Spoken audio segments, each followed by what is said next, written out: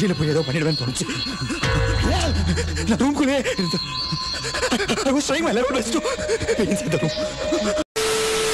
Hello guys, ஒரு படம் அது பேய் படமாக இருக்கக்கூடாது, இருந்தாலும் பயமுறுத்தணும். அதே சமயத்தில் மறக்க முடியாத ஒரு படமாகவும் இருக்கணும்.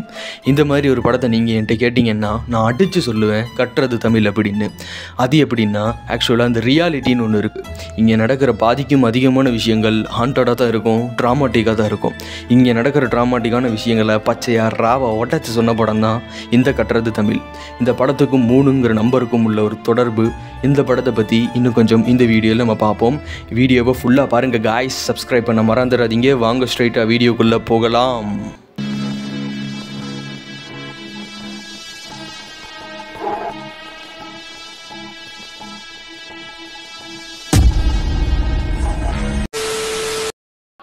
வாழ்க்கையில் பல இடத்துல பல காரணங்களுக்காக இந்த சமூகத்தாலையும் தலை விதியினாலையும் நசுக்கப்படுற நம்ம படத்தோட ஹீரோ பிரபாகர்.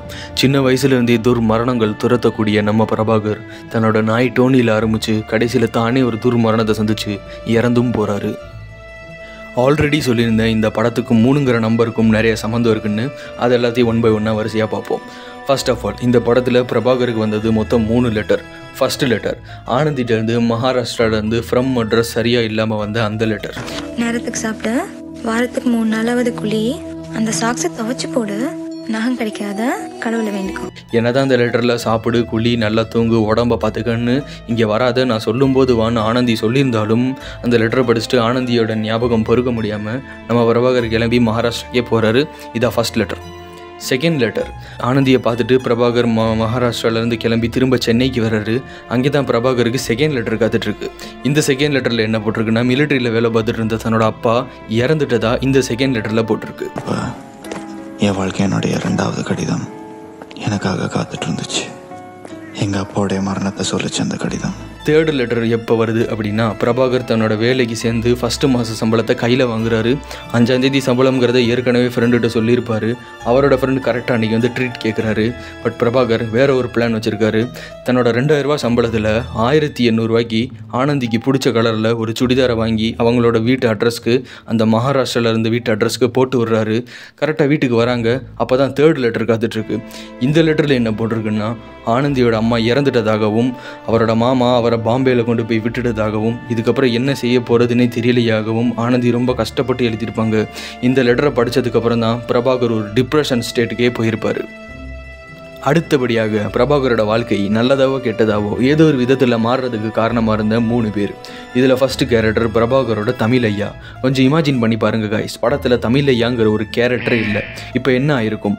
பிரபாகரோட ஃபேமிலி இறந்துட்டாங்க, அப்பாவும் விட்டுட்டு போயிட்டாரு. ஸோ வேறு வழி இல்லை, ஆசிரமத்தில் சேர்ந்துருப்பார், தமிழ் மீடியம் படிச்சிருப்பார். ஆஸ் யூஷுவல் நல்லா படிக்கிற பையன்தான். இதை படத்துலேயே ஒரு இடத்துல சொல்லியிருப்பாங்க. இந்த மார்க்குக்கு உனக்கு மெடிக்கல் காலேஜ் இன்ஜினியரிங் காலேஜ் கிடைச்சிருக்குமே. அதனால் நீட் எழுதியிருப்பார். நீட் ஃபெயில் ஆகிருப்பார். வேறு வழி இல்லாமல் பிஇ படிச்சிருப்பார். ஒரு இன்ஜினியர் ஆகிருப்பார். ஒரு வேலை கிடைக்காமல் தெரிஞ்சிருப்பார். கட்டுறது தமிழ்ங்கிறது கட்டுறது இன்ஜினியரிங்காக மாறி இருக்கும். இது ஒரு மாதிரி பேரலல் யூனிவர்ஸ் மாதிரி இந்த சைடு போகும். இதே படத்தில் தமிழையா இருக்கார், அதாவது சாகவே இல்லை அப்படின்னா பிரபாகர் தமிழ் படிச்சிருக்க மாட்டார். ஏன் அப்படின்னா, ஒரு கட்டத்தில் தமிழ் ஐயா இறந்ததுக்கப்புறம் கைட் பண்ண ஆள் இல்லாமல் பிரபாகருக்கு என்ன செய்கிறதுனே தெரியாது. ஸோ தமிழ் ஐயாவோட ஞாபகார்த்தமாக தான் அவர் தமிழ் படிக்கவே போயிருப்பார். அப்புறம் தமிழ் ஐயாவும் பிரபாகரை தமிழ் படிக்க சொல்லவே இல்லை. உன்னை என்ன படிக்க வைக்கணும்னு எனக்கு தெரியும்லேன்னு தான் சொன்னார். காலேஜ் கதைகளை ஏன்ட விடாடே, உண்மை எங்கே சேர்க்குன்னு எங்களுக்கு தெரியும். அதுக்கப்புறம் தமிழ் ஐயாவோட சாவில் தான் பல வருஷத்துக்கு முன்னாடி மிஸ் பண்ண ஆனந்தியவும் பிரபாகர் திரும்ப பார்த்துருப்பார். ஒருவேளை தமிழ் ஐயா சாகலை அப்படின்னா ஆனந்தியை திரும்ப மீட் கூட பண்ணியிருக்க மாட்டார். வேறு கோர்ஸ் படிச்சிருப்பார், வேறு ஊரில் வேறு வாழ்க்கை வளர்ந்துருப்பார். இதுவும் ஒரு மாதிரி பேரலல் யூனிவர்ஸ் மாதிரி இந்த சைடு போய்ட்டு இருக்கும். ஸோ படத்தில் தமிழ் ஐயா ரொம்ப முக்கியமான ஒரு கேரக்டர். செகண்ட் ஒன், இந்த போலீஸ்காரர். ஆக்சுவலாக டீ கடையில் நின்று தம் அடித்தது அவ்வளோ பெரிய விஷயம் இல்லை. அந்த டீ கடை சேச்சிட்ட சிரித்து பேசுனது தான் இந்த போலீஸ்காரரோட ஃபுல் கோவத்துக்கும் காரணம். சேச்சி சிரிக்கிறல்ல, பேசுவேன். ஸோ என்ன பண்ணுறாருன்னா, பிரபாகரை தான் வேலை பார்க்குற ஸ்கூல் முன்னாடியே வச்சு அடித்து புடனியில் அடித்து போலீஸ் வண்டியில் ஏற்றி அவமானப்படுத்துகிறாரு. ஒரு நாள் பூரா ஸ்டேஷனில் உட்கார வைக்கிறாரு. இந்த அவமானம் தாங்க முடியாத நம்ம படத்தோட ஹீரோ சூசைட் அட்டம் பண்ணுறாரு. பட் அன்ஃபார்ச்சுனேட்லி அந்த அட்டம் ஃபெயில் ஆகுது. ஸோ மறுபடியும் அதே போலீஸ் ஸ்டேஷனில் போய் அவரை உட்கார வைக்கிறாங்க. இந்த தடவை பிரபாகர் மேலே கஞ்சா கேஸ் போட்டு 5 வருஷம் உள்ள தள்ளுறதுக்கு அந்த போலீஸ்காரர் பிளான் போடுறாரு. நம்ம இன்ஸ்பெக்டர் ஐயா பெரிய மனசு பண்ணி ஒரு 5 வருஷம் உன்னை உள்ள போடுறேன்னு இருக்காரியா.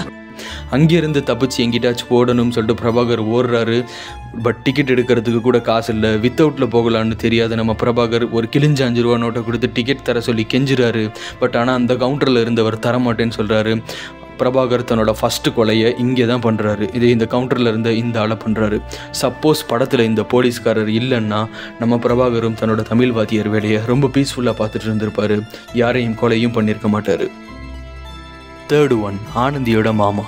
ஆனந்தியோட அம்மா இறந்ததுக்கப்புறம் ஆனந்தியை பாரமாக நினச்ச அவரோட மாமா அவங்கள கொண்டு போய் பாம்பேயில் எங்கேயோ விட்டுடுறாரு. இது ஆனந்தி பிரபாகருக்கு ஒரு லெட்டராகவும் எழுதிடுறாங்க. இத்தனை நாள் ஆனந்தியை பார்க்கலனாலும் பேசலைனாலும் ஏதோ ஒரு ஹோப் வச்சுட்டு காத்துட்டு இருந்த நம்ம பிரபாகருக்கு ஆனந்திகிட்டேருந்து வந்த அந்த லெட்டரை படித்த உடனே ரொம்ப ட்ராமாடைஸ்ட் ஆகிடுறாரு. ஒருவேளை படத்தில் ஆனந்தியோட மாமாங்கிற இந்த ஒரு கேரக்டர் இல்லை அப்படின்னா ஆனந்தி மகாராஷ்டிராவுக்கும் போயிருக்க மாட்டாங்க, பாம்பேக்கும் போயிருக்க மாட்டாங்க. படத்தில் பிரபாகரோட வாழ்க்கை மாறுறதுக்கு இவரும் ஒரு முக்கியமான கேரக்டர். அடுத்தபடியாக துர்மரணங்கள். பிரபாகர் தன்னோட வாழ்க்கையில் நிறைய துர்மரணங்களை பார்த்துருப்பாரு. பட் இந்த 3 பேரோட துர்மரணம் தான் அவரோட லைஃப்பை ரொம்ப அஃபெக்ட் பண்ணியிருக்கோம். கதையவே வேறு பக்கம் திருப்பி கொண்டு போயிருக்கோம். ஃபஸ்ட்டு ஒன், அவரோட ஃபேமிலியோட மரணம். இமேஜின் பண்ணி பாருங்கள் காய்ஸ், ஒரு 7-8 வயசு பையனுக்கு முன்னாடி அவரோட ஒட்டுமொத்த ஃபேமிலியும் ஒரு ஆக்சிடெண்ட்டில் கொடூரமான முறையில் இறந்து போனால் அந்த பையனுக்கு எப்படி இருந்திருக்கும்? இந்த விஷயத்தை பல வருஷத்துக்கு அப்புறம் அந்த கேமராமேன் முன்னாடி சொல்லும்போது கூட பிரபாகர் ரொம்ப ட்ராமாடைஸ்ட் ஆகிருப்பார்.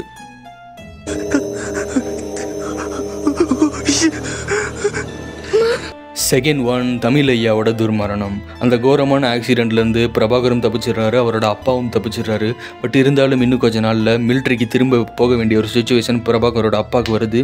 ஸோ அவர் என்ன பண்ணுறாருனா தமிழ் ஐயாவோட கேர் ஆஃபில் குட்டி பிரபாகரை ஒப்படைச்சிட்டு போகிறாரு. என் மகனை கேர் பண்ணிக்கங்க சார்னு சொல்லிட்டு விட்டுட்டு போகிறாரு. நம்ம தமிழ் ஐயாவும் பிரபாகரை டேக் கேர் பண்ணிக்கிறாரு. அவரோட வயசு வரைக்கும் வளர்த்துறாரு. பட் திடீர்னு ஒரு நாள் நம்ம தமிழ் ஐயாவும் ஒரு கோரமான ஆக்சிடெண்ட்டில் இறந்து போகிறாரு. தமிழ் ஐயா இறந்ததுக்கப்புறம் அடுத்து வாழ்க்கையில் என்ன பண்ணுறதுன்னு சொல்லிட்டு தெரியாமல் நம்ம பிரபாகர் ஸ்டக் ஆகுறாரு. என்ன பண்ணுறதுன்னு தெரியாமல் நிர்கதியாக நிற்கிறாரு. ஸோ அவரோட ஞாபகார்த்தமாக தமிழ் டிகிரியவே எடுத்து படிக்கிறாரு. இங்கேருந்து தான் ஆரம்பிக்குது கற்றது தமிழ். தேர்ட் ஒன், ஆனந்தியோட அம்மா. இவருக்கும் அவங்களுக்கும் என்ன சம்மந்தம்னு சொல்லிட்டு நீங்கள் கேட்கலாம். வெயிட் பண்ணுங்க, நான் சொல்கிறேன். என்ன தான் ஆனந்தியை பார்க்க முடியலைனாலும் பேச முடியலைனாலும் தன் மனசில் எங்கேயோ ஒரு ஓரத்தில் ஒரு ஹோப்பை வச்சுக்கிட்டு பிரபாகர் அமைதியாக தான் இருந்தார். பட் ஆனந்தியோட அம்மா எப்போ இறந்தாங்களோ ஆனந்தியோட மாமா ஆனந்தி ஒரு பாரமாக நினச்சாரு. இதுக்கு மேலே தான் கூட வச்சுக்க முடியாதுன்னு நினச்சாரு. ஸோ அவங்கள பாம்பேயில் எங்கேயோ கொண்டு போய் விட்டுறாரு. இது ஆனந்தி பிரபாகருக்கு ஒரு லெட்டராகவே எழுதிடுறாங்க. இத்தனை நாள் மனசில் ஒரு ஹோப்பை மட்டுமே வச்சுக்கிட்டு அமைதியாக இருந்த பிரபாகர் இந்த லெட்டரை படிச்சுட்டு ரொம்ப ட்ராமாடைஸ்ட் ஆகிடுறாரு. அடுத்தபடியாக நம்ம ஹீரோவோட வாழ்க்கையை மொத்தம் 3 ஸ்டேஜாக பிரித்து காமிச்சிருப்பாங்க. பொதுவாக எல்லோரும் ஃபஸ்ட்டு குழந்தையாக இருந்திருப்பாங்க, அதுக்கப்புறம் இளமைங்கிற ஒரு ஸ்டேஜ் அடைஞ்சிருப்பாங்க, அதுக்கப்புறம் வயசாகி செத்து போயிடுவாங்க. நம்ம பிரபாகரும் அப்படி தான் ஃபஸ்ட்டு ஸ்டேஜில் குழந்தையாக இருந்திருப்பார். அப்போ பல கஷ்டங்கள் பல இன்னல்களை சந்திக்கிறாரு. அதே மாதிரி செகண்ட் ஸ்டேஜில் இளமைங்கிற ஒரு ஸ்டேஜில் இருந்தார். அப்போவும் பல கஷ்டங்கள் பல இன்னல்களை சந்திக்கிறாரு.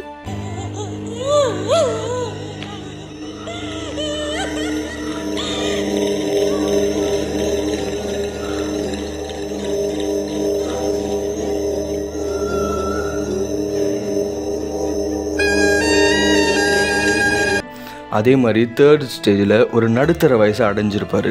அப்பவும் பல கஷ்டங்களை சந்திக்கிறாரு, பல இன்னல்களை சந்திக்கிறாரு. கழுத விட்ட போடுற மட்டும் 5 லட்சம் ரூபாய்க்கு இல்லடி 50 லட்சம் ரூபாய்க்கும் கஞ்சா கேஸ் போட முடியும்.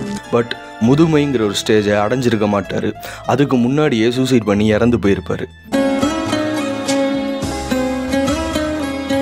ஆக்சுவலாக படத்தில் ஒரு இடத்துல சொல்லியிருப்பாங்க, தமிழ் ஒருவனை சாந்தப்படுத்தும் ரௌத்திரத்தையும் பழகி கொடுக்கும்னு. ஃபஸ்ட்டு இளமைங்கிற ஸ்டேஜில் இருந்த பிரபாகர் தமிழ் படிச்சுட்டு சாந்தமாக இருந்த பிரபாகர். அதே தேர்ட் ஸ்டேஜில் அந்த நடுத்தர வயசில் இருந்த பிரபாகர் ஒரு அளவுக்கு மேலே எவ்வளோ தாண்டா அடிப்பீங்க, எவ்வளோ தாண்டா டார்ச்சர் பண்ணுவீங்கன்னு திருப்பி அடிக்க ஆரம்பித்த இன்னொரு பிரபாகர். ஒவ்வொரு மாடலுக்கு அப்புறம் அடுத்த பண்ணக்கூடாதுன்னு முடிவு பண்ணுவேன். ஓகே காய்ஸ், ஒரு வழியாக இந்த வீடியோவோட எண்டிங் பார்ட்டுக்கு நம்ம வந்துட்டோம். ஒருவேளை இந்த எண்டிங் பார்ட் வரைக்கும் இந்த வீடியோவை நீங்கள் பார்த்துருந்தீங்கன்னா ஃபர்ஸ்ட் ஆஃப் ஆல் ஒரு பெரிய தேங்க்ஸ் சொல்லிக்கிறேன். ஆக்சுவலாக இதுதான் நம்ம சேனலோட செகண்ட் வீடியோ. இந்த வீடியோவில் இருக்கிற நிறைய குறைகளை கீழே கமெண்ட் பாக்ஸில் சொல்லுங்கள், நம்ம ஃப்யூச்சரில் சரி பண்ணிக்கலாம்.